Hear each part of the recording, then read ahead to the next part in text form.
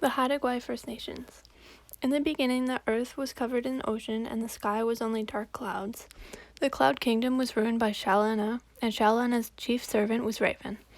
One day, Raven was cast out into the world. He flew over the ocean for a long time until he was weary with exhaustion.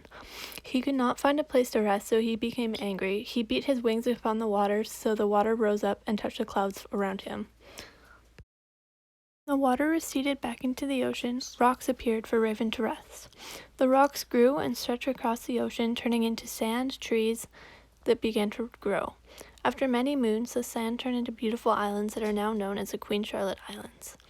Raven enjoyed his kingdom, but he became bored and lonely. One day, he gathered 2 clamshells on the beach and made the first 2 women. The 2 women complained, saying that they should not have been created as females. Raven threw limpet shells at one and turned her into a man. These are now the Haida Gwaii people. A long time ago, the Kaituk descended from the sky. He wore a feather garment and settled in Cape Midge. He became the ancestor of the Katiluk. His sister Tessitla arrived. She was so big she needed 2 boats to get across the sea.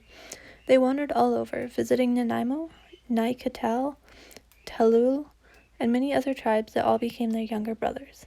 He met the people of Quinsam and Kembu rivers, and they are now the first ancestors of the Comox people. The Quinsam area is the central location for the Comox territory, and it moves out to Salmon River in the north and Cape Lazo in the south. Both First Nations origin stories are from the sky. Something godlike dropped from the sky and decided to settle on Earth. In both stories, there were women and men. They had babies and continued the line of First Nations peoples.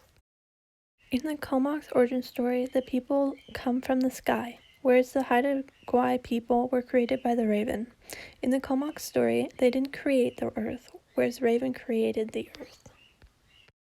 The 2 different bands of the First Nations have worked together in recent years. While these 2 First Nations are located mainly on the coast of BC, there are First Nations bands across Canada. About half of them are in Ontario and British Columbia.